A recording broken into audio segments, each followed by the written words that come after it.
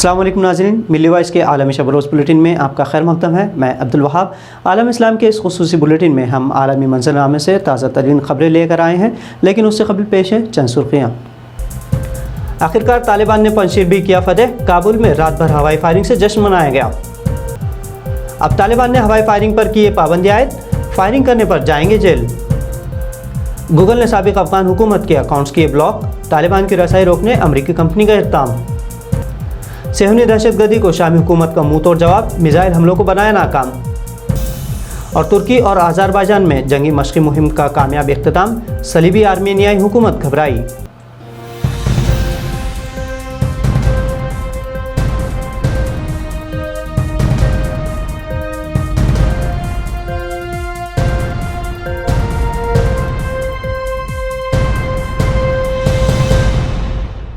नाज़रीन, इस वक्त की सबसे बड़ी खबर अफ़गानिस्तान से है, जहां तालिबान ने पंजशीर इलाका भी फतह कर लिया है।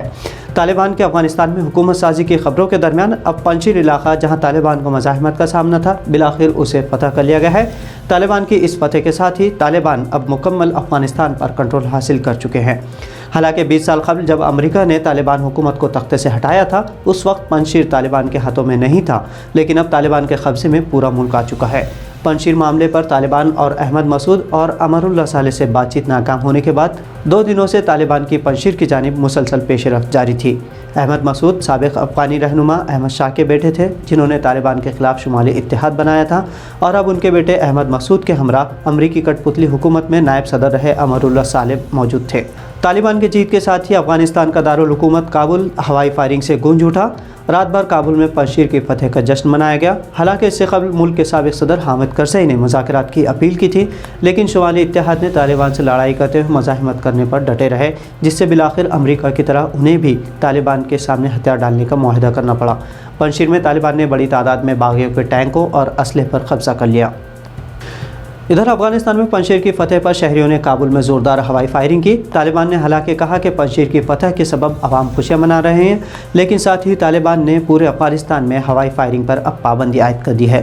तालिबान के तर्जुमान ज़बीहुल्लाह मुजाहिद के मुताबिक तालिबान मिलिट्री चीफ मौलवी याकूब ने हवाई फायरिंग पर पाबंदी आयद करने का हुक्म दिया है और कहा है कि आवाम हवाई फायरिंग से गुरेज करे, उसके बजाय अल्लाह का शुक्र अदा करे। हथियार और गोला बारूद अल्लाह की अमानत है, इसे ज़ाय करने का किसी को हक़ नहीं। इसी तरह फायरिंग से आम शहरियों को नुकसान पहुंच सकता है। तालिबान तर्जुमान ज़बीहुल्लाह मुजाहिद के मुताबिक हवाई फायरिंग पर पाबंदी के बाद अब किसी ने फायरिंग की तो उसे सज़ा मिलेगी, हथियार जब्त कर लिए जाएंगे और फायरिंग करने वाले शख्स को जेल में डाला जाएगा। अमेरिका की हिमायत याफ्ता हुकूमत के तालिबान के हाथों खात्मे के हफ्तों बाद अमेरिकी कंपनी गूगल ने अफगान हुकूमत के ईमेल अकाउंट्स ब्लॉक कर दिए हैं। गूगल ने यह फैसला तालिबान के हाथों साबिक अफगान हुकूमत अहलकारों के बायोमेट्रिक और पेरोल डेटाबेस को लगने से बचाने किया है। बरतानवी खबर रसा इदारे रॉयटर्स के मुताबिक तालिबान साबिक हुक्काम की ईमेल्स तक रसाई हासिल करना चाहते हैं। तालिबान ने गुज़िश्ता माह गूगल से कहा था कि वो अफ़गान वज़ारत के सर्वर्स पर मौजूद डेटा को महफूज करें, जिसके लिए वो काम करते थे। अवामी तौर पर दस्तयाब मेल एक्सचेंजर रिकॉर्ड से पता चलता है तकरीबन 2 दर्जन अफ़गान हुकूमती इदारों ने सरकारी ईमेल्स के लिए गूगल सर्वर्स का इस्तेमाल किया, जिनमें वज़ारत ख़ज़ाना, वज़ारत सनअत, आला तालीम और मादनियत की वज़ारतें शामिल है। कुछ मकामी हुकूमतों की तरह अफ़गानिस्तान के सदारती प्रोटोकॉल का दफ्तर भी गूगल अकाउंट्स इस्तेमाल करता रहा है। सरकारी डेटाबेस और ईमेल्स साबिक़ा इंतज़ामिया के मुलाज़िमीन, साबिक़ वज़रा, सरकारी ठेकेदारों, क़बाइली इत्तेहादियों और गैर मुल्की शराकतदारों के बारे में मालूमात फ़राहम कर सकती हैं। मेल एक्सचेंजर रिकॉर्ड से पता चलता है कि माइक्रोसॉफ्ट कॉरपोरेशन की ईमेल सर्विसेज कई अफ़गानी हुकूमत एजेंसियों ने भी इस्तेमाल की, जिनमें वज़ारत ख़ारजा और ऐवान सदर शामिल है। Internet intelligence firm domains tools के सिक्योरिटी रिसर्चर चॉड एंडरसन के मुताबिक भागने वाली हुकूमत की डिजिटल मालूमात पुराने हेलीकॉप्टरों से कहीं ज़्यादा कीमती है। शाम की सरकारी खबर रसा एजेंसी सना ने रिपोर्ट की है कि सेहूनी दहशतगर्द रियासत इसराइल ने गुज़िश्ता रात दारुल हुकूमत दमिश्क पर मिसाइल हमले करने की कोशिश की, जिसे फ़ाल निज़ाम दिफ़ा ने नाकाम बना दिया। इसराइली महकमे दिफ़ा ने इस बारे में कहा है कि लेबनान से होने वाले हमलों के ख़िलाफ़ उसे मिसाइल इस्तेमाल करना पड़ा।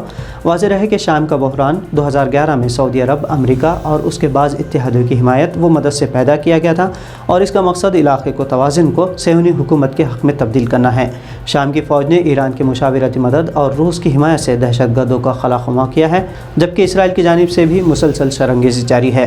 اسرائیل کی جانب سے ان تازہ حملوں کے بعد شام کے وزیر خارجہ نے سلامتی کونسل سے کہا ہے کہ وہ اسرائیلی دہشت گردی کی مذمت کرے اور شام پر ہونے والے دہشت گرد اسرائیلی حملوں کو روکے۔ گزشتہ ماہ اگست میں بھی اسرائیل نے شام پر میزائل حملے کیے تھے۔ ترکی اور آذربائیجان کے درمیان 5 روز سے جاری فوجی مشقیں آج اختتام پذیر ہو گئیں۔ یہ مشقیں آذربائیجان کے دارالحکومت باکو میں ہوئیں، جسے حال ہی میں آذربائیجان کی آرمینیا پر فتح کے پس منظر میں دیکھا جا رہا ہے۔ آذربائیجان نے صلیبی ملک آرمینیا سے اپنا قرباخ علاقہ 3 دہائیوں بعد دوبارہ حاصل کیا تھا۔ ان تازہ مشقوں کا مقصد دونوں ممالک کی فوجوں کے درمیان بہتر جنگی حکمت عملی تیار کرنا تھا۔ اس دوران جنگی ساز و سامان، بھاری توپ خانے سمیت سپاہیوں کو میدان جنگ میں بروقت بھیجنے کی مشقیں کی گئیں۔ دونوں ملکوں کے 600 افراد پر مبنی فوجیوں نے ان مشقوں میں حصہ لیا۔ اس کے علاوہ ٹینکس، بھاری توپ خانہ، جنگی اور ٹرانسپورٹ ہیلی کاپٹرز اور 3 جنگی ڈرونز طیارے بھی مشق کا حصہ تھے۔ جنگی مشقوں کے خاتمے پر فوجی اہلکاروں میں انعامات اور مختلف ایوارڈز بھی تقسیم کیے گئے، جن میں ترک صدر اردوغان اور آذربائیجانی صدر الہام علی نے دفاعی معاہدوں پر دستخط کیے تھے۔ ایشیا کا نوبل کہے جانے والے ریمن میگسس ایوارڈ اس مرتبہ ایک بنگلہ دیشی خاتون اور ایک پاکستانی نے اپنے نام کیا ہے۔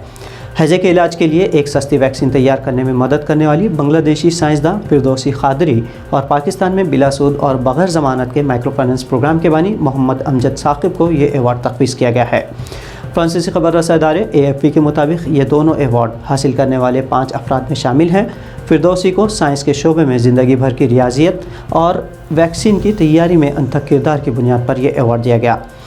ایوارڈ فاؤنڈیشن کے مطابق فردوسی قادری نے ہیضہ اور ٹائیفائڈ سے لڑنے کے لیے زیادہ سستی ویکسین بنانے میں کلیدی کردار ادا کیا، جبکہ محمد امجد ثاقب نے اپنی نوعیت کے پہلے بلا سود اور بغیر ضمانت کے مائکرو فائنانس اخوت پروگرام سے لاکھوں غریب خاندانوں کی مدد کی، جس نے $900 ملین کے برابر کی رقم تقسیم کی گئی اور تقریباً 100% قرض کی ادائیگی کی شرح بھی قائم رکھی گئی۔